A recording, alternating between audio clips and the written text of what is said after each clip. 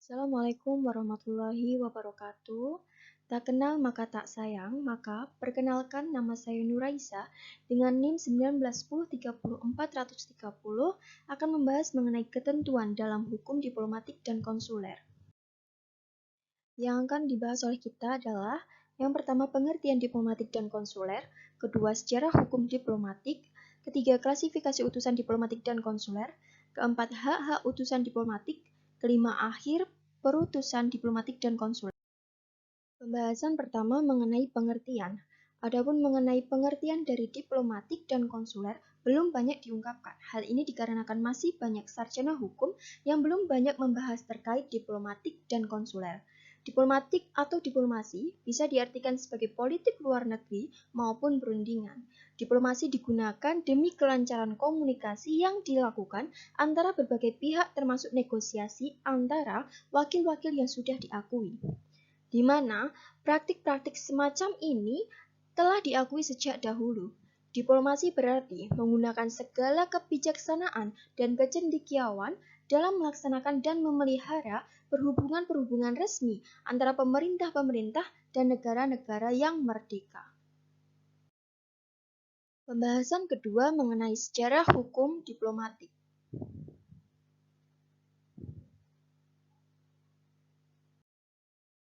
Perkembangan dari hukum diplomatik tidak bisa lepas dari kemajuan ilmu pengetahuan dan teknologi dari zaman ke zaman.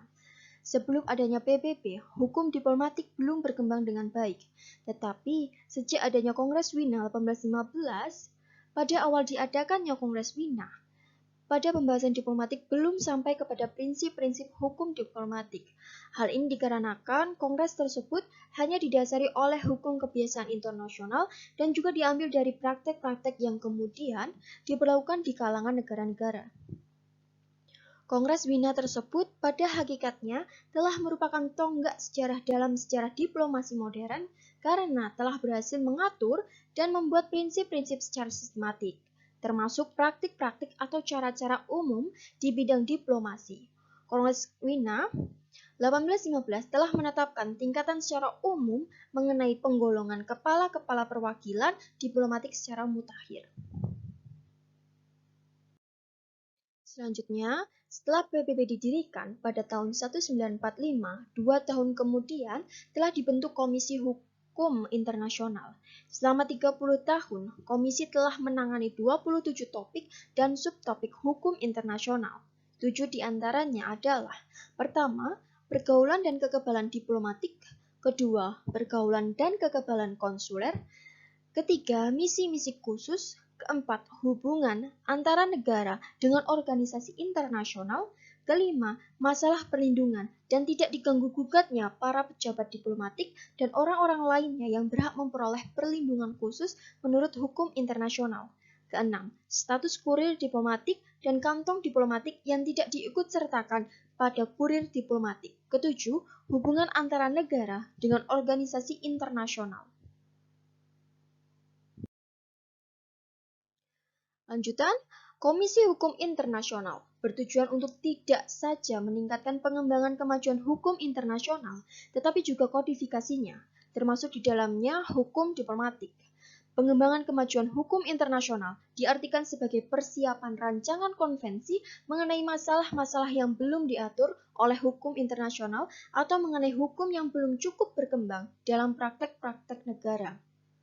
Sedangkan yang diartikan dengan kodifikasi hukum internasional adalah perumusan yang lebih tepat dan sistematisasi dari peraturan hukum internasional di berbagai bidang yang sudah secara luas menjadi praktek, teladan, dan doktrin negara. Pembahasan selanjutnya mengenai klasifikasi utusan diplomatik dan konsuler. Tingkatan-tingkatan perwakilan diplomatik menurut Konvensi Wina tahun 1815 yaitu Duta Besar berkuasa penuh atau ambasador, yaitu perwakilan tingkat tinggi dan mempunyai kekuasaan penuh serta luar biasa. Biasanya ditempatkan pada negara yang banyak menjalin hubungan timbal balik dan akrediter oleh kepala negara. Yang kedua adalah duta, yaitu perwakilan di bawah duta besar yang dalam menyelesaikan segala persoalan harus berkonsultasi dengan pemerintahannya. Ketiga, Menteri Residen, yaitu perwakilan yang hanya mengurusi urusan negara, tidak mewakili pribadi kepala negara. Menteri Residen tidak berhak mengadakan pertemuan dengan kepala negara penerima. Keempat, kuasa usaha, yaitu perwakilan diplomatik tingkat rendah yang diakreditor oleh Menteri Luar Negeri, biasanya melaksanakan kepala perwakilan jika pejabat tersebut tidak ada di tempat. Kelima, atase, yaitu pejabat pembantu dari duta besar berkuasa penuh. Atase terdiri dari atase pertahanan atau bidang militer dan atase teknis, bidang perdagangan, perindustrian, kebudayaan, dan pendidikan. Pembahasan selanjutnya mengenai hak-hak utusan diplomatik. Pemberian hak-hak istimewa kepada seorang pejabat diplomatik ini sudah ada jauh sebelum lahirnya Konvensi Wina. Hak yang ada pada utusan diplomatik antara lain. Pertama, pembebasan bea cukai yang diatur pada Konvensi Wina tahun 1961 pasal 36 ayat 1. Konvensi Wina tahun 1961 pasal 36 ayat 1 menyatakan bahwa seorang pejabat diplomatik dibebaskan dari kewajiban bea cukai, baik bea masuk maupun bea keluar, termasuk pajak-pajak lain yang berhubungan dengan itu terhadap barang-barang untuk keperluan dinas perwakilan diplomatik dan barang-barang untuk keperluan pribadi pejabat diplomatik atau anggota keluarganya, seperti barang keperluan rumah tangga, termasuk barang-barang yang dimaksudkan untuk menetap.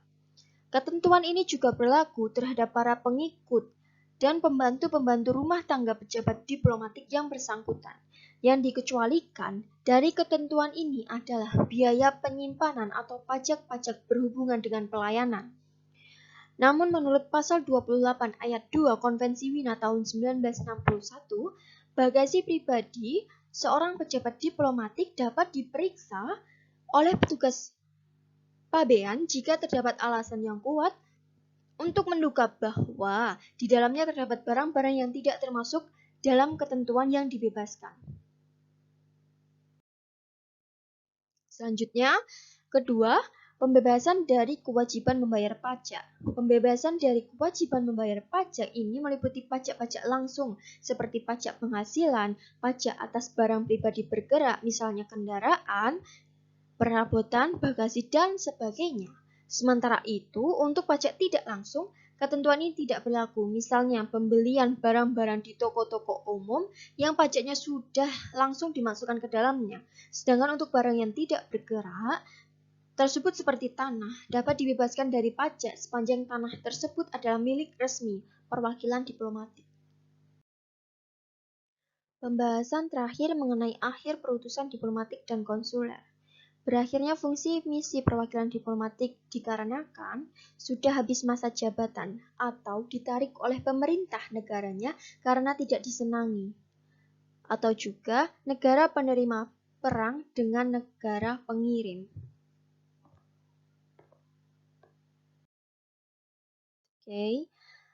Itu saja yang bisa saya sampaikan. Jika ada yang salah mohon dimaafkan, tapi sepertinya tidak karena cewek selalu benar. Terima kasih. Wassalamualaikum warahmatullahi wabarakatuh.